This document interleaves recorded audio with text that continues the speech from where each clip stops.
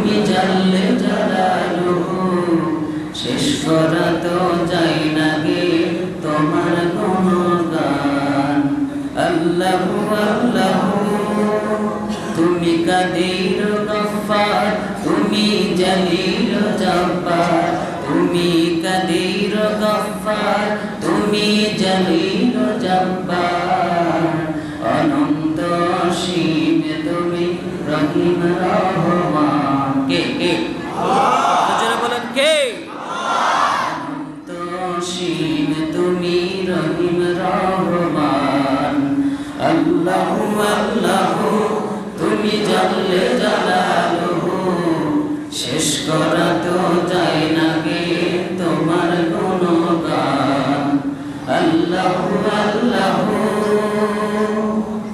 তুমি মাটির আদমকে প্রথম সৃষ্টি করিয়া ঘোষণা করিয়া দিলে শ্রেষ্ঠ বলিয়া তুমি মাটির আদমকে প্রথম সৃষ্টি করিয়া ঘোষণা করিয়া দিলে শ্রেষ্ঠ বলিয়া তাই নূরের ফেরেশতা করে আদমকে সেজদা তাই নূরের ফেরেশতা করে আদমকে সেজদা তুমি সবার চেয়ে দিলে মাটির মানুষকে সম্মান আল্লাহু আল্লাহু তুমি জানলে জালালুহু শেষ করা তো যায় না গে তোমার গুণগান আল্লাহু আল্লাহু শিশু মুসা নবীরে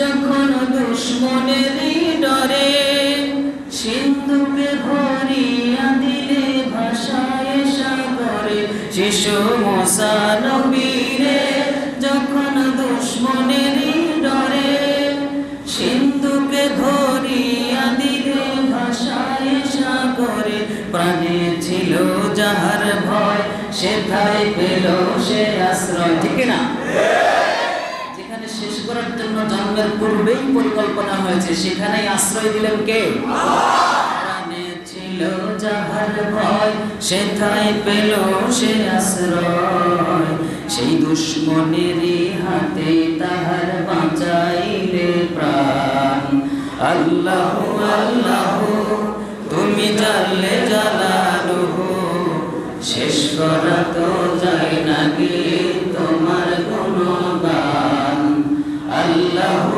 আল্লাহু তুমি জানলে জালালুহু শেষ করা তো যায় না গে তোমার গুণগান আল্লাহু আল্লাহু বলে আলহামদুলিল্লাহ ঐতিহ্যবাহী দিন শিক্ষা প্রতিষ্ঠান উম্মুল কোরআন মডেল মাদ্রাসা কর্তৃক আয়োজিত আজকের এই হঠাৎ তাফসীরুল কোরআন মাহফিল তাই না হঠাৎ না হঠাৎ হোক আর পরিকল্পনা হোক বাস্তবায়ন করছেন কে আল্লাহ সে আল্লাহ রাব্বুল আলামিনের প্রশংসা দরকার আছে না নাই আছে এক জায়গায় বন্ধ হয় আরেক জায়গায় চালু করে দেয় কে আল্লাহ সেই জন্য আমরা রব্বুল আলামিনের দরবারে একদম যে কোনো ধরনের দ্বিধা সংকোচ দূর করে দিয়ে উঁচু আওয়াজে বলছি আলহামদুলিল্লাহ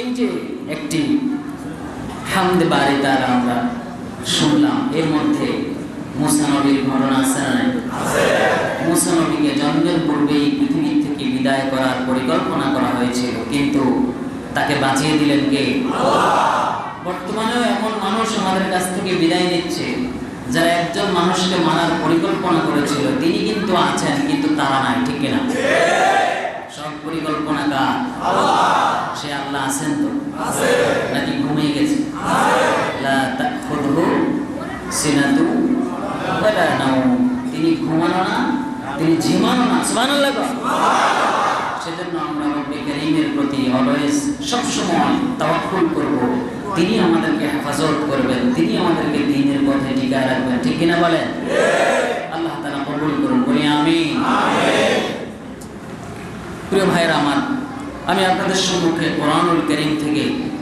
একখানা আয়াত তেলাওয়াত করেছি 2 নম্বর সূরা আল বাকারা 200 এর মধ্যে আয়াত সংখ্যা রয়েছে 286। আমি যে আয়াত তেলাওয়াত করেছি সেটি হলো 30 নম্বর আয়াত। কোরআনুল কারীমে সূরার সংখ্যা কত বলেন তো? 114টা। এর মধ্যে দ্বিতীয় নম্বর সূরা আল বাকারা। বাকারা শব্দের অর্থ কি? বাকারা শব্দের অর্থ কি? তার মানে কোরআনের কাছে যারা আসবে তারা হবে সবথেকে বেশি অসহায়, নিঃস্ব, তারা হবে অবলা, তাদের কোনো জ্ঞানই থাকবে না, তারা হলো অনেকটা গরুর মতো। কোরআনুল কারীমের মধ্যে ঢুকবে গরু হয়ে, নাস হয়ে বের হবে, মানুষ হয়ে বের হবে। সুবহানাল্লাহ। তো যে আয়াতটা তেলাওয়াত করেছি আপনারা অনেকেই ছোটবেলা থেকেই অনেকে আয়াতের তাফসীর শুনে আসছেন। একদম ছোটবেলা থেকে অনেকে শুনেছেন ওয়াইদ ক্বালা রাব্বুকা লিল মালাইকাতি ইন্নী জাa'ilun ফিল আরদি খলিফা। এই আয়াত অনেকের কাছে খুব পরিচিত, কিন্তু তারপরেও এই আয়াতের ব্যাখ্যা এখনো পর্যন্ত আমরা করে শেষ করতে পারি না, কারণ কালাম কার? আল্লাহ রাব্বুল আলামিন 2 নম্বর সূরা আল বাকারা এই 30 নম্বর আয়াতের মধ্যে তিনি আমাদেরকে জানিয়ে দিচ্ছেন ওয়াইদ ক্বালা রাব্বুকা লিল মালাইকাতি ইন্নী জাa'ilun ফিল আরদি খলিফা। রব্বুল আলামিন ফেরেশতাদেরকে ডেকে বললেন, আমার ফেরেশতারা, আমি পৃথিবীতে আমার একদল প্রতিনিধি পাঠাতে চাই, আমার পক্ষ থেকে খলিফা পাঠাতে চাই। বলছেন কার সাথে? কে বলছেন? আল্লাহ। পরামর্শ করছেন, তাই তো? আসলে কি আল্লাহ রাব্বুল আলামিন কি এমন সত্তা যে কারোর সাথে কোনো কিছু বানাতে, তৈরি করতে পরামর্শ করা লাগে? ইদা আরাদা শাইআন আন ইয়াকুলা লাহু কুন ফায়াকুন। আমাদের রব হলেন এমন সত্তা, আমাদের আল্লাহ হলেন এমন সত্তা, তিনি যখন যা মন চায়, যেভাবে মন চায়, তিনি যদি বলেন কোন, সাথে সাথে হয়ে যায়। যদি এমনটাই হয়ে থাকে তাহলে তিনি ফেরেশতাদের সাথে আবার এটা আলাপ করার কি দরকার? প্রশ্ন আছে না? ফেরেশতাদের সাথে তিনি একটা কথা বলা শুরু করলেন, কনভারসেশন শুরু করলেন। তার মানে আল্লাহ রাব্বুল আলামিনের এখানে একটা সূক্ষ্ম পরিকল্পনা আছে না নাই? একটু সামনে গেলেই বুঝবো। আল্লাহ রাব্বুল আলামিন ফেরেশতাদেরকে বললেন, ও আমার ফেরেশতারা, দুনিয়াতে আমি আমার প্রতিনিধি পাঠাতে চাই, দুনিয়াতে আমি প্রতিনিধি পাঠাবো। জাইলুল ইসমে ফাইলের সিগা, তার মানে তিনি এই কাজটা করবেন। এটার ফাইল হলেন কে? আল্লাহ। আরো জোরে বলেন কে? আল্লাহ। তিনি পৃথিবীর মুখে প্রতিনিধি প্রেরণ করবেন।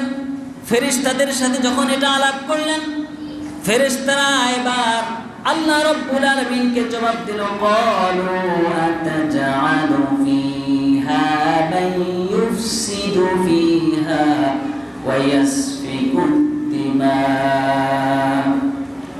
ফেরেশতারা আল্লাহ রাব্বুল আলামিনকে বোঝানোর চেষ্টা করলো, আল্লাহ, দুনিয়াতে তুমি যাদেরকে প্রেরণ করবে তারা পৃথিবীর মুখে গিয়ে আতাজআলু, প্রশ্ন করলো, তারা কি দুনিয়াতে গিয়ে কোনো বিশৃঙ্খলা করবে না? তারা কি দুনিয়াতে গিয়ে রক্তপাত করবে না? আতাজআলু ফীহা মান ইউফসিদু, তারা দুনিয়াতে গিয়ে ফিতনা ফাসাদ সৃষ্টি করবে। ওয়া ইয়াসফিকু দিমা, তারা রক্তপাত করবে, মারামারি করবে, কাটাকাটি করবে। তারা এটুকু বোঝাতে চাইলো, আল্লাহ, আমরা তো তোমার তাসবিহ পাঠ করি, তোমার তাসবিহ দরকার, গুণগান গাওয়া দরকার, আমাদেরকে তো তুমি বানাইছই। আমরা ফেরেশতারা সব সময় তোমার তাসবিহ পাঠ করি। আল্লাহ রাব্বুল আলামিন এত পরিমাণ ফেরেশতা তৈরি করেছেন, পৃথিবীর মানুষ ক্যালকুলেটর, কম্পিউটার দিয়ে হিসাব করে ভুল পাবে না। প্রত্যেকটা ফেরেশতার নির্দিষ্ট দায়িত্ব আছে না নাই? আছে। এক একদল ফেরেশতার এক একটা দায়িত্ব। কেউ দুনিয়াতে আসে মানুষের দেখভাল করে, মানুষের জন্য রহমত নিয়ে আসে, আবার কেউ রব্বুল আলামিনের আশপাশ দিয়ে ঘোরাঘুরি করে শুধু তাসবিহ পাঠ করে। আবার কেউ আছে আল্লাহ রব্বুল আলামিনের আরশটা কাঁধের উপর ধরে দাঁড়িয়ে রয়েছে। সুবহানাল্লাহ। ফেরেশতারা রব্বুল আলামিনকে বোঝাতে চাইলো, হায় আমাদের রব, আমরা তো তোমার তাসবিহ পাঠ করি, আমরা তো তোমার গুণগান গাই, আমরা তো তোমার দায়িত্বগুলো যথাযথভাবে পালন করছি, তাহলে তোমার এই দুনিয়াতে খলিফা পাঠানোর কি দরকার? একটা সূক্ষ্ম প্রশ্ন আল্লাহর দিকে তারা ছড়ে দিল। তারা বলল, এরা তো দুনিয়াতে গিয়ে ফিতনা ফাসাদ করতে পারে, মারামারি করতে পারে, কাটাকাটি করতে পারে, তাহলে এর মধ্যে আবার এদেরকে বানানোর কি দরকার? ওয়া নাহনু নুসাব্বিহু বিহামদিক, তোমার প্রশংসায় সব সময় আমরা লিপ্ত রয়েছি, আমরা তো তোমার প্রশংসায় লিপ্ত রয়েছি, তোমার তাসবিহগুলো পাঠ করি, তাহলে এই মানুষগুলোকে দুনিয়াতে কি দরকার পাঠানো? আল্লাহ রাব্বুল আলামিন বলেন, তো দেখি ফেরেশতাদের চেয়ে কম জানে না বেশি জানে? এই জন্য রব্বুল আলামিন তাদেরকে জবাব দিয়ে দিলেন, স্পষ্ট জবাব, ক্বালা ইন্নী আ'লামু মা লা তা'লামুন। আ'লামু ইসমে তাফদীলের সিগা, তিনি বললেন আমি তোমাদের চেয়ে অধিক জানি, তোমরা আমার চেয়ে বেশি জানো না। আমার প্রতিনিধিকে আমি দুনিয়াতে পাঠিয়ে কি করাবো? তাদের দায়িত্ব কি? তারা কি শুধুমাত্র তোমাদের মতো তাসবিহ পাঠ করবে? তোমাদের মতো কি তাদের জন্য নির্দিষ্ট দায়িত্ব, নাকি আরো কি দায়িত্ব রয়েছে? এটা আমি আল্লাহ সব থেকে ভালো জানি, তোমাদের চেয়ে আমি বেশি জানি। শুধুমাত্র তোমাদেরকে একটু জিজ্ঞেস করলাম, কারণ আমার একটা পরিকল্পনা আছে। আল্লাহর পরিকল্পনা আছে না? আছে। তাহলে দেখেন তো, দুনিয়াতে যত সৃষ্টি রয়েছে সব সৃষ্টি কার তাসবিহ পাঠ করে? আল্লাহ। ফেরেশতারা কার তাসবিহ পাঠ করে? আল্লাহ। সব সৃষ্টি আল্লাহর তাসবিহ, আল্লাহর গুণগান পাঠ করার পরেও তারপরেও তিনি দুনিয়াতে খলিফা প্রেরণ করবেন। পরিকল্পনা আছে না নাই? আছে। নির্দিষ্ট দায়িত্ব আছে না নাই? আছে। এবার আমরা জানবো, সামনের দিকে যাব। আল্লাহ রাব্বুল আলামিন এবার একটা সূক্ষ্ম পরিকল্পনা করলেন, দাঁড়াও, তোমরা তো আমার আদমের ব্যাপারে, আমার খলিফার ব্যাপারে একটু প্রশ্ন তুলেছ, আমি এবার তোমাদেরকে দিয়েই বুঝাবো, তোমাদের চেয়ে আমার খলিফার সম্মান আমার কাছে বেশি। সুবহানাল্লাহ। আল্লাহ রাব্বুল আলামিন এবার তিনি কি করলেন? তিনি সব ফেরেশতাদের সামনে এবার তার পরিকল্পনাটাকে এবার প্রকাশ করে দিলেন। আল্লাহ রাব্বুল আলামিন কোরআনুল কারীমের মধ্যে সুন্দর করে সেই ঘটনাটা জানিয়ে দিয়েছেন। তিনি এবার ফেরেশতাদেরকে তাদের সামনে তার যত সৃষ্টি রয়েছে সব সৃষ্টিগুলোকে তুলে ধরলেন। তুলে ধরে এবার তিনি তাদের কাছে সব প্রত্যেকটা সৃষ্টির নাম জিজ্ঞেস করলেন। তাদেরকে একটা একটা করে সব কিছুর নাম জিজ্ঞেস করলেন। তবে তার আগে তিনি আরেকটা কাজ করেছেন, ওয়া আল্লামা আদামাল আসমাআ কুল্লাহা সুম্মা আরাদাহুম আলাল মালাইকা। সুবহানাল্লাহ। আল্লাহ রাব্বুল আলামিন ওয়া আল্লামা আদামাল আসমা, তিনি আদমকে সৃষ্টি করলেন। আদমকে সৃষ্টি করেছেন কি থেকে? আরো জোরে বলেন, কি থেকে? মাটি থেকে আদমকে সৃষ্টি করলেন। আদমকে সৃষ্টি করে তার ভিতর রূহ দিয়ে দিলেন। এমন অনেক লম্বা আলোচনা রয়েছে, আমরা সংক্ষেপে সামনের দিকে চলে যাব। আদম আলাইহিস সালামকে সৃষ্টি করার পর এবার তাকে সব জিনিসপত্রের নামগুলো শিখিয়ে দিলেন। এটার নাম মাইক্রোফোন, এটার নাম মোবাইল, এটার নাম স্ট্যান্ড, এটার নাম খাতা, এটার নাম কলম, এটার নাম ইটা, এটার নাম বালি, এটার নাম ব্যানার, এটার নাম চেয়ার। এভাবে করে করে প্রত্যেকটা জিনিসের নাম রব্বুল আলামিন আদম আলাইহিস সালামকে শিখিয়ে দিলেন। সুবহানাল্লাহ। সব কিছু আদমকে শিখিয়ে দিয়া এবার তিনি কি করলেন? ফেরেশতাদের সামনে সেই জিনিসগুলো তুলে ধরলেন। সুম্মা আরাদাহুম আলাল মালাইকা, প্রত্যেকটা জিনিস ফেরেশতাদের সামনে তুলে ধরে এবার তিনি তাদেরকে জিজ্ঞেস করলেন, সুম্মা আরাদাহুম আলাল মালাইকা ফাকালা আনবিউনি বিআসমাই হাউলাই ইন কুনতুম সাদিকিন। সুবহানাল্লাহ। তিনি বললেন, ফাকালা আনবিউনি, আমাকে সংবাদ দিয়া দাও, আমাকে খবর দিয়া দাও, আমাকে একটু বলে দাও, বিআসমাই হাউলাই, তোমাদের সামনে যে জিনিসগুলো তুলে ধরলাম, যতগুলো জিনিস তিনি সৃষ্টি করেছেন সব ফেরেশতাদের সামনে তুলে ধরে তাদেরকে বললেন, ফাকালা আনবিউনি, আমাকে এগুলোর নাম বলে দাও। এবার তারা এখানেই তারা ক্ষমতা প্রকাশ করল। ক্বালু সুবহানাকা লা ইলমা লানা ইল্লা মা আল্লামতানা ইন্নাকা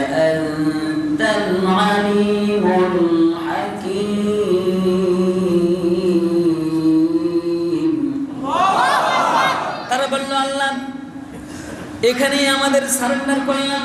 সুবহানাক, প্রশংসা কার? আল্লাহ। ফেরেশতারা বলল সুবহানাক, ও রব প্রশংসা একমাত্র তোমার, একমাত্র তোমার প্রশংসা। লা ইলমা লানা, তুমি আমাদেরকে যে জ্ঞানটা দাও নাই সে ব্যাপারে আমাদের বক্তব্য দেওয়ার অধিকার নাই, সুযোগও নাই, আমাদের কোনো সামর্থ্য নাই। তারা এবার আল্লাহ রাব্বুল আলামিনের কাছে সারেন্ডার করলো। ক্বালু সুবহানাকা লা ইলমা লানা ইল্লা মা আল্লামতানা, আমাদের রব তুমি আমাদেরকে যা দিয়েছো কেবলমাত্র তার ব্যতিরেকে একটা শব্দ পর্যন্ত আমরা করতে পারি না। সুবহানাল্লাহ। তারা যখন সারেন্ডার করল, এবার আল্লাহ রাব্বুল আলামিন সুযোগ পেয়ে গেলেন। আল্লাহ রাব্বুল আলামিন এবার সুন্দর করে আদম আলাইহিস সালামকে ফেরেশতাদের সামনে বড় করবেন, সম্মান বেশি দিবেন। আল্লাহর একটা পরিকল্পনা আছে না নাই? ওই যে জিজ্ঞেস করেছিলেন একটু আগে যে আমি পৃথিবীতে খলিফা পাঠাবো, তারা একটু আকারে ইঙ্গিতে বোঝাতে চেয়েছিল আল্লাহ তুমি পৃথিবীতে খলিফা পাঠাই, বাইরে তো পৃথিবী থেকে ফিতনা ফাসাদ সৃষ্টি করবে, ঝামেলা সৃষ্টি করবে, কি দরকার আমরাই তো তাসবিহ পাঠ করি। আল্লাহ রাব্বুল আলামিন সূক্ষ্ম পরিকল্পনা করলেন, দাঁড়াও তোমাদেরকে বুঝায় দেব, আমি যে খলিফা পৃথিবীতে পাঠাবো তাদের কাজ শুধুমাত্র তাসবিহ পাঠ করা নয়, তাদের আরো কিছু স্পেশাল দায়িত্ব রয়েছে। সুবহানাল্লাহ। আল্লাহ রাব্বুল আলামিন এবার আদম আলাইহিস সালামকে বললেন, ক্বালা ইয়া আদম আনবিউহুম বিআসমাইহিম। এবার আদম আলাইহিস সালামের সামনে সব জিনিসগুলো তুলে ধরলেন। আদমকে তিনি একটু আগে সব শিখিয়ে দিয়েছে, কে শিখাইছে? আল্লাহ। শিখিয়ে দিয়ে এবার তিনি বললেন, আদম এবার তোমার সামনে যে জিনিসগুলো তুলে ধরছি তুমি একটা একটা করে প্রত্যেকটা জিনিসের নাম তাদের সামনে বলে দাও। সুবহানাল্লাহ। আল্লাহ রাব্বুল আলামিন এই কথা বলার সাথে সাথে আদম আলাইহিস সালাম এবার একটা একটা করে প্রত্যেকটা জিনিসের নাম তিনি বলতে লাগলেন। এটার নাম হলো মাইক্রোফোন, এটার নাম মোবাইল, এটার নাম স্ট্যান্ড, এটার নাম ব্যানার, এটার নাম ইটা, এটার নাম বালি। প্রত্যেকটা জিনিসের নাম যখন একটা একটা করে বলা শুরু করলো, বলেন তো দেখি একটু আগে ফেরেশতারা যেখানে ক্ষমতা প্রকাশ করলো, আদম আলাইহিস সালাম যখন সব বলে দিল, মর্যাদা বাড়লো কার? কার বাড়লো? বাড়ালেন কে? এই যে মর্যাদা বাড়িয়ে দিলেন, এই মর্যাদা বাড়ানোর পরিকল্পনা কার? এবার আল্লাহ রাব্বুল আলামিন বললেন, ক্বালা আলাম আকুল লাকুম ইন্নী আ'লামু গায়বাস সামাওয়াতি ওয়াল আরদ ওয়া আ'লামু মা তুবদুনা ওয়া মা কুনতুম তাকতুমুন। সুবহানাল্লাহ। আল্লাহ রাব্বুল আলামিন আদম আলাইহিস সালামকে এখানে সূক্ষ্মভাবে মর্যাদা বাড়িয়ে দিলেন, বলি সুবহানাল্লাহ। তাহলে সব সৃষ্টির উপর খলিফার মর্যাদা আছে না নাই? এই খলিফার মর্যাদা বাড়ানোর জন্য কি আমরা আবেদন করছিলাম? আল্লাহকে বলছিলাম আল্লাহ সবার মাঝে আমাদের মর্যাদা দাও? আমাদের মর্যাদা বাড়িয়েছেন কে? আবার এই খলিফাদের মধ্যে স্পেশাল কিছু মানুষের মর্যাদা আল্লাহ আরো বাড়িয়ে দিলেন। আমাদের বিশ্ব নবীও তার খলিফা, আরো জোরে বলেন কার? সব মানুষের মাঝে, সব নবীদের মাঝে তার মর্যাদা আছে না নাই? এই যে তিনি মর্যাদা দিলেন, তিনি যেভাবে আল্লাহর পয়গম্বর মুহাম্মদুর রাসূলুল্লাহ সাল্লাল্লাহু আলাইহি ওয়াসাল্লামকে মর্যাদা দিয়েছেন, আমরা যদি একটু বাড়াবাড়ি করে চালাকি করে আল্লাহর উপরে আরো বেশি মর্যাদা দিতে যাই, সমস্যা আছে না নাই? আরো জোরে বলেন আছে না নাই? আমরা তো এই কথা আজকে বলা শুরু করেছি। আল্লাহর ধন রাসূলের দিয়া, আল্লাহ গেলেন গায়েব হইয়া, রাসূলের ধন খাজায় পায়া শুয়ে আছে আজমিরে, কেউ ফিরে না খালি হাতে। আপনারা সচেতন মানুষের জন্য আগেই নাউজুবিল্লাহ বলেছেন, সুবহানাল্লাহ বলে। তার মানে খলিফার মর্যাদা দিয়েছে কে? খলিফাদের মধ্যে স্পেশাল নবীদের মর্যাদা দিয়েছে কে? আবার নবীদের মধ্যে আমাদের রাসূলের মর্যাদা দিয়েছে কে? আল্লাহ যেভাবে মর্যাদা দিলেন সেভাবেই তো সঠিক মর্যাদা হবে। আমরা যদি নবীকে মর্যাদা বেশি দিতে গিয়ে আল্লাহর উপরে উঠে দেই, তাহলে আমাদের ঈমান নষ্ট হওয়ার সম্ভাবনা আছে না নাই? আমি একটা উদাহরণ দেব, শুনবেন আপনারা? নাকি বিরক্ত হচ্ছে? যে আসলাম আমির হামজার আওয়াজ শুনতে, কিশোর আবার বসে দিল, বিরক্ত হচ্ছেন? বড় ভাই আস্তে আস্তে যতক্ষণ আমি আছি একটা উদাহরণ দিলে বুঝবেন যে আমরা যদি আমাদের মন গড়া মতো রাসূলকে মর্যাদা দিতে যাই, খলিফার মর্যাদা দিতে যাই, তাহলে পেঁচ লাগার সম্ভাবনা আছে। এক জামাই বিয়ে করার জন্য গিয়েছে। সাধারণত বিয়ের দিন জামাইদের কোনো কথা চলে? বিয়ের দিন কথা বলে কারা? মুরব্বীরা। সোজা কথা, তারা ছেলে পক্ষে এবং মেয়ে পক্ষে উভয় পক্ষে মুরব্বীরাই শুধুমাত্র বিয়ের দিন কথা বলে। যেই বিয়েতে জামাই কথা বলা শুরু করে সেই জামাইকে মানুষ কি বলে? বেয়াদব বলে। কি বলে? বেয়াদব বলে। তারপরেও কিছু সহজ সরল সোজা সাপটা মানুষ তো পৃথিবীতে থাকেই, যে মানুষগুলো আসলে পরিবেশ পরিস্থিতি বুঝে না, কখনো কখনো নিজের মর্যাদাকে নষ্ট করে কথাবার্তার মাধ্যমে। যাই হোক, বিয়ে শাদী হয়ে গেল, ইজাব কবুল হয়ে গেল। সাধারণত ইজাব কবুল হয়ে যাওয়ার পর খাওয়া দাওয়া শেষ করে এবার মেয়েকে বিদায় দেওয়ার পালা।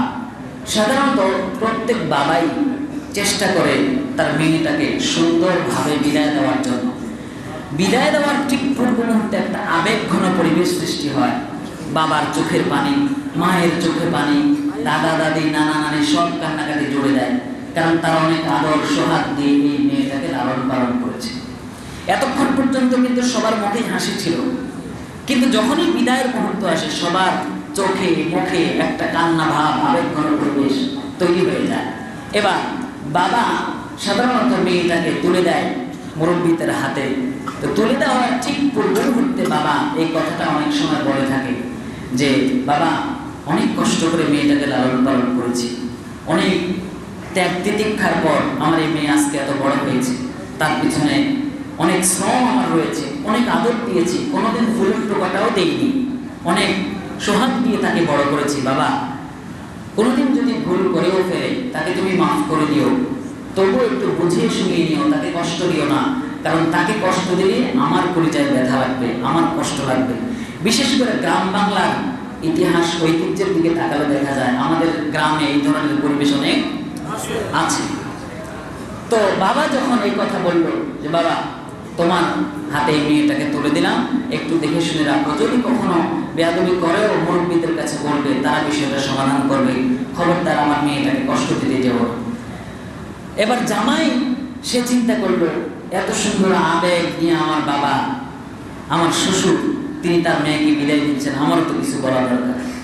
সে এবার তার মেয়েকে গ্রহণ করছে আর বলতেছে, আব্বাজান আপনি কোনো চিন্তাই করবেন না, আপনার মেয়েটা আমার কাছে দিচ্ছেন, আদর সোহাগ দিয়ে লালন পালন করেছেন, আপনি কোনো দুশ্চিন্তা করবেন না, আপনার মেয়ে মানে তো আমারও মেয়ে।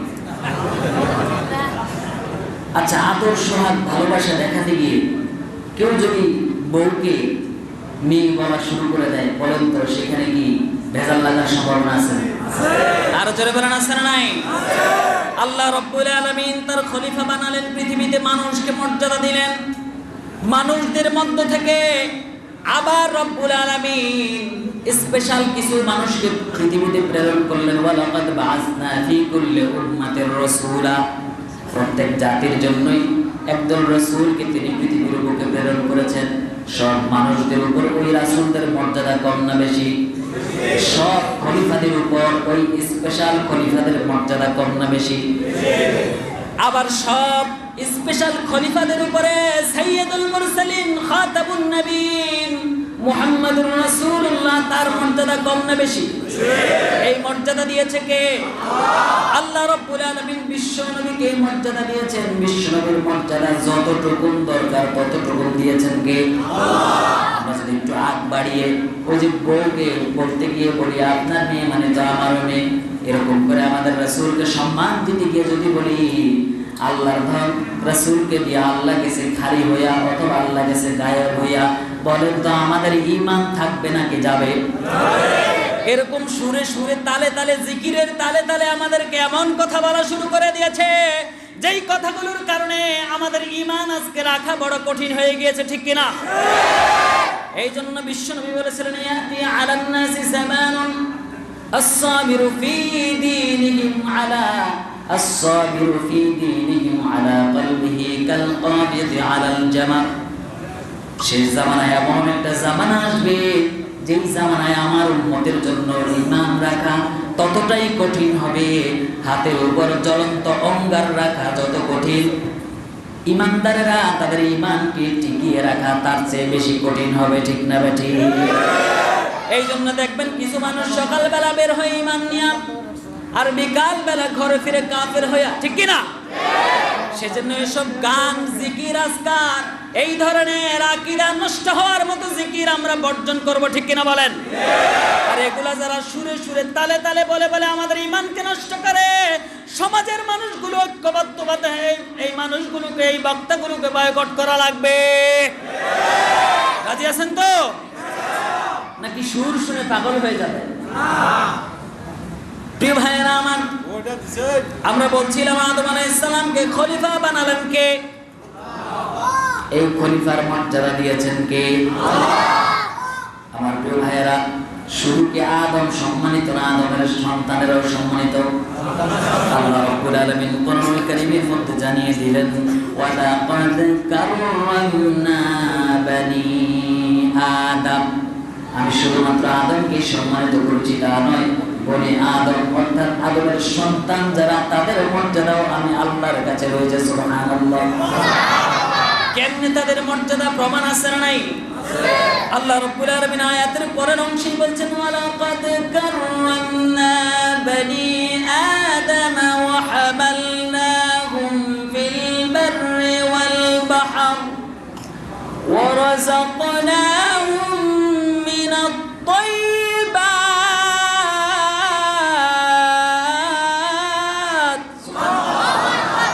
আল্লাহ রাব্বুল আলামিন এই খলিফাকে পৃথিবীতে পাঠালেন তাদেরকে সবার উপর মর্যাদা দিলেন ওয়া হামালনাহুম ফিল বাররি ওয়াল বাহর জলে এবং স্থলে জমিনে এবং সমুদ্রে জমিনের মধ্যে এবং নদীর মধ্যে যত সৃষ্টি রয়েছে সব সৃষ্টিগুলোকে আমি আল্লাহ তাদের অনুগত বানিয়ে দিয়েছি এবং সেই জিনিসগুলো থেকে তাদের জন্য উত্তম রিজিক পবিত্র রিজিকের ব্যবস্থা করেছি সুবহানাল্লাহ সমুদ্র থেকে মাছগুলো ধরে নিয়ে এসে কত সুন্দর ভাজা করে খায় কোনোদিন কি প্রতিবাদ করেছে আর যেরকম প্রতিবাদ করেছে নাকি কোনোদিন প্রতিবাদ করে নাই গাছ থেকে কত কষ্ট সাধন করে গাছগুলো দাঁড়িয়ে থাকে আর সেখান থেকে ফলগুলো যখন পাকে ছেড়ে নিয়ে আসে গাছগুলো কোনোদিন প্রতিবাদ করেছে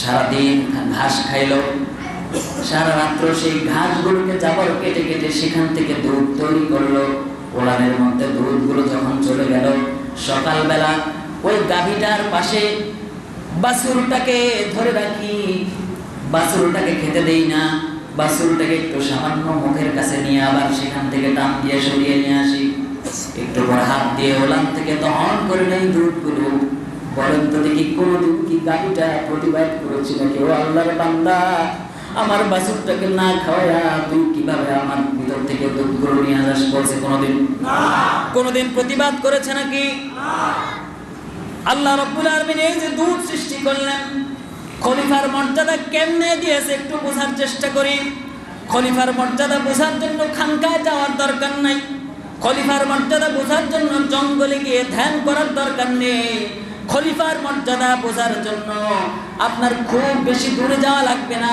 প্রতিদিন প্রতি মুহূর্তে আল্লাহর নিয়ামতগুলো আমরা যেভাবে গ্রহণ করি ওই নিয়ামতগুলোর সূক্ষ্ম পরিকল্পনা করেছেন কে আল্লাহ এই বিষয়টা যদি একটু বুঝতে পারি তাহলে আমাদের অবশ্যই খলিফার মর্যাদা আমাদেরকে দিয়েছেন আল্লাহ এটা বুঝতে আমাদের বেশি দূরে যাওয়ার দরকার নাই ঠিক না বেটি এই যে দুধটা রব্বুল আলামিন তৈরি করলেন বলেন তো দেখি আমাদেরকে খলিফা হিসেবে তৈরি করেছেন কে আল্লাহ রাব্বুল আলামিন তৈরি করলেন কোরআনুল কারীমের মধ্যে রাব্বুল আলামিন জানিয়ে দিলেন এই গাভীটার মধ্যে যে দুধটা দিলাম বান্দা তুমি তো এটার খবর রাখো না আমি তো জানি তোমার রুচি অনেক উন্নত তোমার জিহ্বার স্বাদ অনেক উন্নত সামান্য একটু গন্ধ লাগলে সেই খাবার আর হাত দিয়ে ধরো না ঠিক কি না সামান্য একটু গন্ধ তৈরি হলে ওই খাবার আর ধরতে চায় না আল্লাহর খলিফা হিসেবে আল্লাহর বান্দা হিসেবে আমাদের রুচিটা বড় উন্নত এই সুন্দর রুচিটা দিয়েছেন কে আল্লাহ আল্লাহ রাব্বুল আলামিন কোরআনুল কারীমের মধ্যে জানিয়ে দিলেন লাবানান খালিসান সাইগান লিশ-শারিবিন। আল্লাহ রাব্বুল আলামিন বললেন বান্দা ওই যে গাভীর ওলান থেকে দুধটাকে সুন্দর করে দহন করে নিয়ে আসো, ওই দুধটা যেখানে তৈরি হয়েছে ওটার দুই পাশে দুইটা নল রয়েছে। এক পাশের নলটা হলো গোবরের নল। গাভীর ভিতর থেকে এক ধরনের ময়লা আসে কি আসে না? ওটাকে কি বলে? এক পাশটা হলো গোবরের নল, আরেক পাশে হলো রক্তের নল। আল্লাহ রাব্বুল আলামিন এই যে দুইটা নল দিলেন, এই দুইটা নলের মাঝখান দিয়া ওই দুধের জন্য একটা নল দিয়া দিলেন।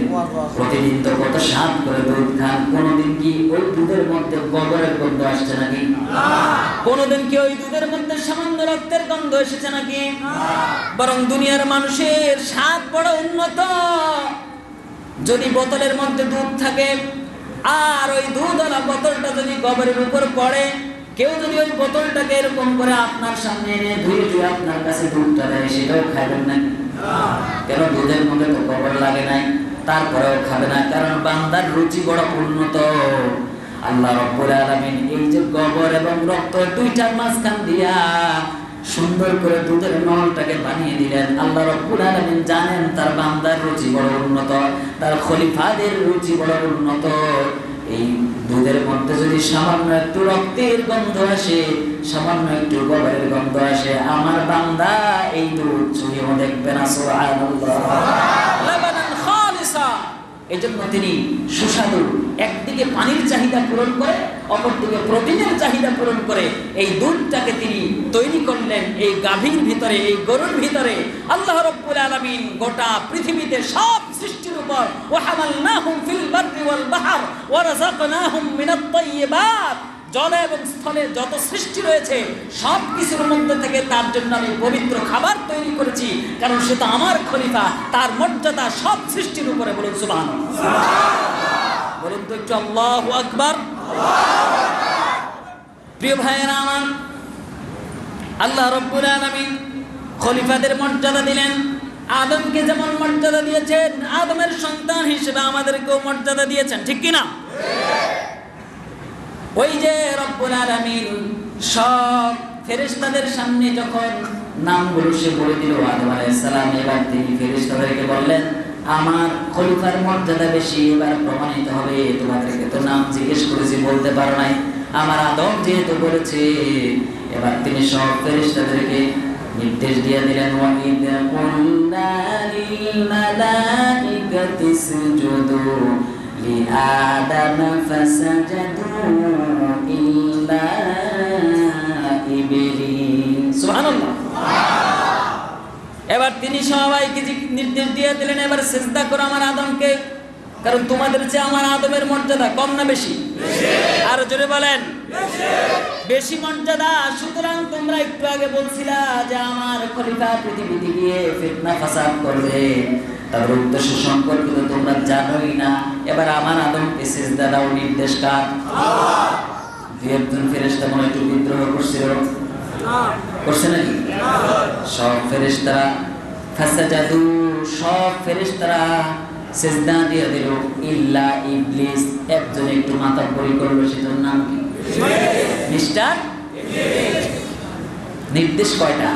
একটা। আর জোরে কোন? একটা।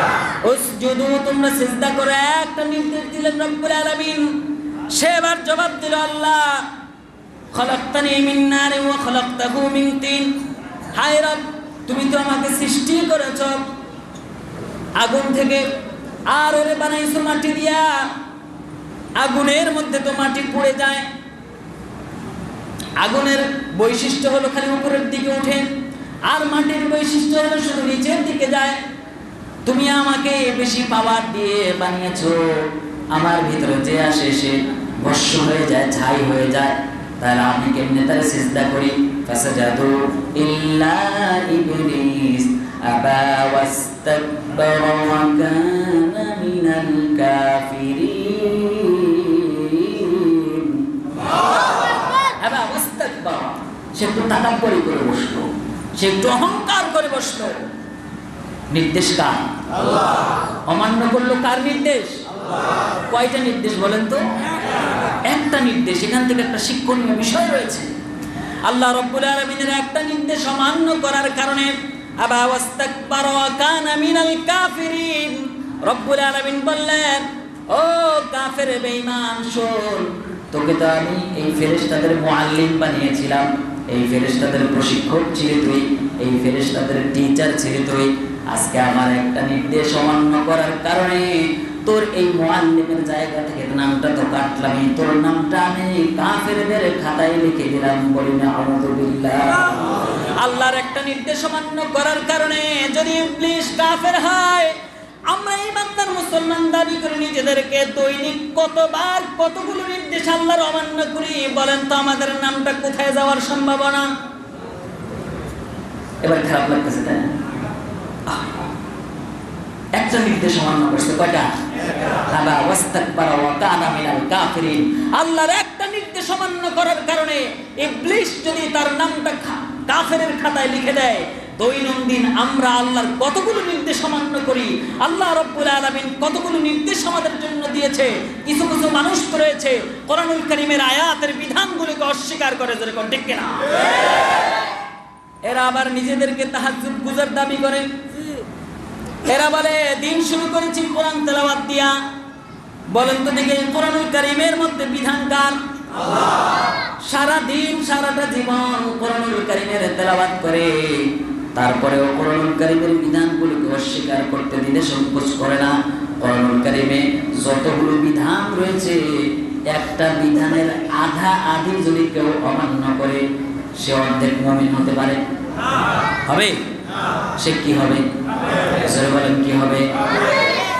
ইবলিস একটা নির্দেশ অমান্য করার কারণে যদি কাফের হয়ে যায়, আজকে বর্তমানে আমরা যাদেরকে নিয়ে বড় আশা করি, যাদের হাতে আমরা দেশটাকে তুলে দিয়েছি, যাদের হাতে আমরা সমাজটাকে তুলে দিয়েছি, যাদের হাতে আমরা সবকিছু তুলে দিলাম, ওই লোকগুলো দৈনন্দিন জীবনের প্রতিটা মুহূর্তে মুহূর্তে আল্লাহর অসংখ্য নির্দেশকে অমান্য করে কাফের হয়। জোরে কোন ঠিক কিনা? এবার হজ কিয়ামত পর্যন্ত করো, কিছু যায় আসে? আল্লাহর কাছে এসব পচা গান্দা জিনিস কাজে লাগবে? প্রিয় ভাইয়েরা আমার, এবার আসেন খলিফার মর্যাদার কথা। খলিফাদেরকে মর্যাদা দিলেন রব্বুল আলামিন। খলিফাদেরকে তিনি যেমন মর্যাদা দিলেন, খলিফার মর্যাদার সাথে সাথে দায়িত্ব আছে না নাই? যার যে অবস্থায় দায়িত্ব, তার সেই অবস্থায় মর্যাদা, ঠিক কিনা? একজন লোক যদি একটা নারকেল গাছে উঠে, নারকেল গাছে ওঠার 10 হাত ওঠার পর যদি সে পড়ে যায়, এখান থেকে পড়লে সে কিছু ব্যথা পাবে।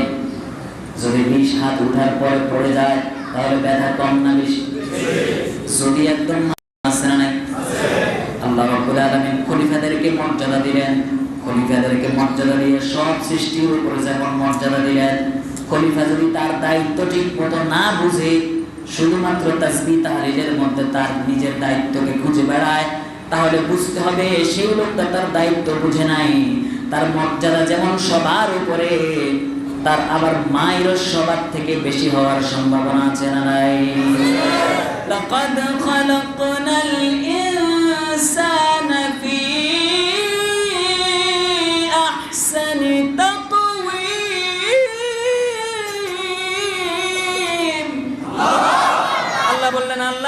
আল্লাহ বললেন বান্দা, আমি তোমাকে সবার থেকে সৌন্দর্য বেশি দিছি, সবার থেকে মর্যাদা আমি তোমার বেশি দিয়েছি।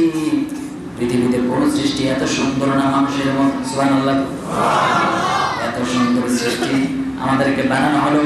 আল্লাহ রাব্বুল আলামিন এই আয়াতের ঠিক পরেই বলতেছেন, তিনি বলতেছেন তুম্মা ওয়াদাদনাহু আসফালা সাফিলিন। যাদেরকে সব থেকে সুন্দর বানালেন, ওই মানুষগুলো যদি আল্লাহর খলিফা হয়, খেলাফতের দায়িত্ব না বুঝে, খেলাফতের দায়িত্ব না বুঝে রবের অবাধ্য হয়, আসফালা সাফিলিন, যাদেরকে সবার থেকে উঁচু মর্যাদা দিল রব্বুল আলামিন, সেই মানুষগুলোই দায়িত্ব পালন না করার কারণে, দায়িত্ব না বুঝার কারণে সবার নিচে, আসফালা, একদম সব থেকে নিকৃষ্ট মানের হয়ে যায়। বলেছেন কে? এবার হিসাব করেন, খেলাফতের দায়িত্ব বুঝবেন নাকি অবহেলা করবে? একটা ক্লাসের মধ্যে বিভিন্ন বিষয়ের শিক্ষক থাকে, নির্দিষ্ট কিছু বিষয় থাকে যে বিষয়গুলোকে তাকে ক্লাস দিতে হয়। কেউ অঙ্কের শিক্ষক, কেউ ইংরেজির শিক্ষক। যেই শিক্ষককে নির্দিষ্টভাবে যেই বিষয়ের জন্য নিয়োগ দেওয়া হয়েছে তাকে তার ক্লাসে ওই বিষয়ের উপর ভালো দক্ষতা রাখা লাগে, ঠিক না বেটা? ধরেন একজন লোক অঙ্কের শিক্ষক, গণিত বোঝাবে, তার বোঝানোর ক্ষমতা রয়েছে, তাকে সেই জন্য সেই ক্লাসের জন্য নির্ধারণ করে দেওয়া হয়। এখন যদি সেই লোকটা অঙ্কের ক্লাসে গিয়ে ঠিক মতো না বোঝাতে পারে, তাহলে ছাত্ররা ওই শিক্ষকের বিরুদ্ধে প্রিন্সিপালের কাছে অভিযোগ দেবে, ঠিক কিনা বলেন? অপরদিকে কোনোদিন যদি এই অঙ্কের শিক্ষক না আসে, অনেক সময় একজন শিক্ষকের অনুপস্থিতিতে আরেকজন শিক্ষককে পাঠানো হয় প্রক্সি দেওয়ার জন্য। এটাকে ইংরেজিতে বলে প্রক্সি, অর্থাৎ ওই দিনের জন্য তিনি বদলি শিক্ষক, যে উনি আসে নাই, তার ক্লাসটা এই শিক্ষককে দিয়ে দেওয়া হলো। এখন তিনি হলেন ইংরেজির প্রফেসর। তিনি স্বাভাবিকভাবে অঙ্কের ক্লাসে গেলে তাদের গণিতের যেভাবে বুঝিয়ে তাদের ওই ক্লাসটা সম্পন্ন করা দরকার, তিনি হয়তো সেটা নাও পারতে। যদি তিনি তার দায়িত্ব ঠিকমতো সেই দিনের জন্য পালন নাও করতে পারেন, তার বিরুদ্ধে কি ছাত্ররা প্রিন্সিপালের কাছে অভিযোগ দেবে? কারণ তার দায়িত্ব মাত্র কয়দিনের। কিন্তু স্থায়ীভাবে যাকে গণিতের জন্য শিক্ষক হিসেবে নিয়োগ দেওয়া হলো, ওই শিক্ষক যদি একদিন, 2 দিন, 3 দিন ঠিক মতো অঙ্ক বুঝাতে না পারে, তাহলে ওই শিক্ষকের বিরুদ্ধে অভিযোগ আছে না নেই? বরং কখনো কখনো ছাত্ররা আন্দোলন করে, তাকে মারধরও করে, অপমান করে, ঠিক কিনা বলে? তার মানে হলো যার যেটা দায়িত্ব, সে যদি তার দায়িত্ব সম্পর্কে অবগত না হয়, সে যদি তার দায়িত্ব সম্পর্কে যথাযথভাবে পালন না করে, তাহলে তার বিরুদ্ধে অভিযোগ রয়েছে। অভিযোগ না শুধু গুরুতর অভিযোগ। আমাদেরকে আল্লাহ রাব্বুল আলামিন তার খলিফা বানালেন। আল্লাহ রাব্বুল আলামিন আমাদেরকে খলিফা বানালেন, আমাদের জন্য স্পেশাল একটা দায়িত্ব রয়েছে। ওই দায়িত্ব যদি খলিফা হিসেবে আমরা না বুঝি, আমাদেরকে যেমন তিনি সম্মান দিয়েছেন সবার উপরে, সব সৃষ্টির উপরে মর্যাদা দিয়েছেন, ওই দায়িত্ব যদি আমরা না বুঝি আর না পালন করি, মায়ের আছে না নাই? মাইরটা কেমন হবে? কম না বেশি? কিয়ামতের ময়দানে রব্বুল আলামিন সব প্রাণীগুলোকে তার যার যার হিসাবপত্র শেষ করে, যেই গরুর দুনিয়াতে থাকতে শিং ছিল না, ওই গরুটাকেও তিনি কিয়ামতের মাঠে উপস্থিত করবেন। যেই গরুটার মাথায় শিং ছিল তারও উপস্থিত করবেন। এবার দুইজনকে জিজ্ঞেস করবেন, কার কি অভিযোগ বলো? যার শিং ছিল না সে বলবে, আল্লাহ দুনিয়াতে থাকতে আমার মাথায় শিং ছিল না, ও আমারে 2টা গুঁতা দিছে। আল্লাহ রাব্বুল আলামিন সাথে সাথে ওর মাথায় 2টা শিং দিয়ে দেবে, দিয়ে বলবে, দিয়ে তার গুঁতা দেবে। গুঁতা দেওয়ার সাথে সাথে রব্বুল আলামিন সব সৃষ্টিগুলোকে এভাবে করে বিচার যখন ফয়সালা হয়ে যাবে, গরু, ছাগল, মহিষ, যত প্রাণী আছে সবার বিচার যখন শেষ হয়ে যাবে, এবার বলবে, এবার তোমরা মাটি হয়ে যাও। নির্দেশটা নির্দেশ দেওয়ার সাথে সাথে সব সৃষ্টিগুলো যখন মাটি হয়ে যাবে, আমরা যারা আল্লাহর খলিফা ছিলাম, আমাদের বিচার কি শেষ নাকি মাত্র শুরু? আমরা তখন আল্লাহর কাছে আফসোস করা শুরু করবো, ইয়াকুলু ইয়া লাইতানি কুনতু তুরাবা। আল্লাহ, ওদের মতো আমরাও যদি মাটি হয়ে যাইতাম কতই না ভালো হতো। সেই দিন আফসোস করে কি কোনো লাভ হবে? আর যদি বলেন লাভ হবে, আমাদের পূর্ববর্তী যারা চলে গিয়েছে তারা যদি 1 কোটি বার আফসোস করে আল্লাহর কাছে, তাদেরকে কি দুনিয়াতে আর পাঠানো হবে? তার মানে দুনিয়াতে থাকতে আমাদের দায়িত্ব বুঝে নেওয়ার দরকার আছে না নাই? আর যদি বলেন আছে না নাই? আমরা যদি চিন্তা করি, আমরা তাসবিহ পাঠ করব, আমরা সালাত আদায় করব, আমরা সুবহানাল্লাহ, আলহামদুলিল্লাহ জিকির করব সকাল সন্ধ্যা, এর মধ্যে আমার দায়িত্ব সীমাবদ্ধ, তাহলে অবশ্যই আমি আপনি ভুলের মধ্যে রয়েছি। আমাদের আরো বেশি দায়িত্ব রয়েছে, কারণ রব্বুল আলামিন দুনিয়াতে যত সৃষ্টি পাঠিয়েছেন সবাই কার তাসবিহ পাঠ করে? আল্লাহ। আরো জোরে বলেন, কার তাসবিহ পাঠ করে? সাব্বিহু লিল্লাহি মা ফিস সামাওয়াতি ওয়া মা ফিল আরদি ওয়া হুয়াল আজিজুল হাকীম। সুবহানাল্লাহ। প্রত্যেকটা সৃষ্টি আল্লাহর তাসবিহ পাঠ করে, সকাল সন্ধ্যা আল্লাহর তাসবিহ পাঠ করে, রাত্রিবেলা আল্লাহর তাসবিহ পাঠ করে, ফেরেশতাগুলো আল্লাহর তাসবিহ পাঠ করে। এমনও কিছু ফেরেশতা রয়েছে নির্দিষ্ট একটা জায়গায় তারা এক ওয়াক্ত মাত্র নামাজ পড়ার সুযোগ পায়। কয় ওয়াক্ত? এক ওয়াক্ত নামাজ যারা ওই মসজিদের মধ্যে পড়ে, দ্বিতীয়বার ওই ফেরেশতারা আর সেখানে দাঁড়ানোর সুযোগ পায় না, তারা বাদ। এরপরে আবার নতুন ফেরেশতা আসে। বলেন তো দেখি, পৃথিবী যেদিন থেকে সৃষ্টি হয়েছে তখন থেকে তো চললো কিয়ামত পর্যন্ত এরকম করে প্রতিদিন এক ওয়াক্ত করে নামাজ পড়বে কত কোটি ফেরেশতা সেখানে আছে। সুবহানাল্লাহ। সব ফেরেশতাগুলা কার তাসবিহ পাঠ করে? কার জন্য নামাজ পড়ে? এরকম করে প্রত্যেকটা সৃষ্টি তো আল্লাহর জন্য নামাজ আদায় করে, আল্লাহর জন্য সিজদায় লিপ্ত থাকে, আল্লাহর জন্য তাসবিহ পাঠ করে। এখন আমরা যারা ঈমানদার মুসলমান, আমরা যারা আল্লাহর খলিফা, আমরাও যদি চিন্তা করি আমরা সকাল সন্ধ্যা 5 ওয়াক্ত নামাজ আদায় করব, তাসবিহ তাহলিল করব, এর ভিতরে আমি আমার নিজেকে পাক্কা ঈমানদার মুসলমান দাবি করলাম, পাক্কা মুসলমান দাবি করে চিন্তা করে বসে রইলাম আমার দায়িত্ব তো এখানেই শেষ, 5 ওয়াক্ত আযান দেয় নামাজে চলে যায়, তাহলে তো আমার দায়িত্ব এখানেই শেষ, আমি তো আল্লাহর খলিফা বলে পরিচয় দিতে পারবো। বলেন তো এটাকে ঠিক হবে? না। যদি শুধু তাসবিহ আর নামাজ দিয়ে রব্বুল আলামিন সব সীমাবদ্ধ রাখতেন তাহলে তো ওই ফেরেশতাদের কথাই ঠিক আছিল, ঠিক কি না? ওয়া নাহনু নুসাব্বিহু বিহামদিক ওয়া নুকদ্দিসু লাক। আল্লাহ তোমার তাসবিহ পাঠ করি, তোমার প্রশংসা গাই। যদি এটাই হতো তাহলে তো রব্বুল আলামিন তাদের মাঝখানে আবার আমাদেরকে পরিকল্পিতভাবে তৈরি করতেন না, আমাদেরকে খলিফা বানাতেন না। স্পেশাল খলিফাদের দায়িত্ব আছে না নাই? আমাদের মাঝে যারা স্পেশাল তাদের কিছু দায়িত্ব ছিল। ওয়ালাকাদ বাআসনা ফি কুল্লি উম্মাতির রাসূলান আন ইয়াবুদুল্লাহা ওয়াজতানিবুত তাগুত। যুগে যুগে আমি এরকম কিছু সৃষ্টি, এরকম কিছু নবী রাসূল তাদেরকে পাঠিয়েছিলাম, তাদের দায়িত্ব ছিল আমার দিকে আল্লাহর দিকে আহ্বান করা আর তাগুত থেকে মানুষকে ফিরায় রাখানো। নবীদের যেমন দায়িত্ব ছিল, নবীদের রেখে যাওয়া দায়িত্ব আমাদের উপর এখন বর্তেছে। যেরকম ঠিক না বেঠিক? আমাদের উপর সেই দায়িত্ব আছে না নাই? নবীদের দাওয়াতি কাজের দায়িত্ব ছিল, আমাদেরও সেই দাওয়াতি কাজের দায়িত্ব আছে না নাই? নবীদেরকে অন্যায়ের প্রতিবাদ করার দায়িত্ব ছিল, আমাদেরও সেই দায়িত্ব আছে না নাই? নবীদেরকে সৎ কাজের আদেশ দেওয়ার দায়িত্ব ছিল, আমাদেরও সেই দায়িত্ব আছে না নাই? আল্লাহ রাব্বুল আলামিন আমাদেরকে বললেন কুনতুম খায়রা উম্মাতিন উখরিজাত লিন-নাস তা'মুরুনা বিল মা'রুফি ওয়া তানহাউনা আনিল মুনকার। সুবহানাল্লাহ। এখন দেখেন, একটু খেয়াল করেন এদিকে প্রিয় ভাইরা। আমির হামজা ভাই তো আসবেই, ওনার জন্যই তো আজকের আয়োজন। আপনারা যদি এত অধৈর্য হয়ে যান তাহলে হয়তো খুব কাছাকাছি আছেন তিনি, আপনারা তো ওনার আলোচনা শুনবেন ইনশাআল্লাহ। ঈশার নামাজ তো শেষ, তার মানে আর মাঝখানে কোনো অপেক্ষা নেই, মানে উনি আসা মানে আমি স্টপ হয়ে যাব, এমনিতেই বন্ধ করে দেব। কারণ স্বাভাবিকভাবে এত বড় স্টার যেখানে আসে সেখানে আর আমাদের কথা চলে।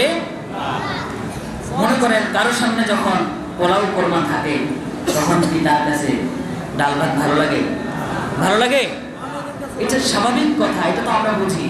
সুতরাং যতক্ষণ আমরা কথা শুনবো, লিল্লাহি তাকবীর, লিল্লাহি তাকবীর, আল কোরআনের আলো, আল হাদিসের আলো, প্রধান অতিথির আগমন, আমির হামজা ভাইয়ের আগমন,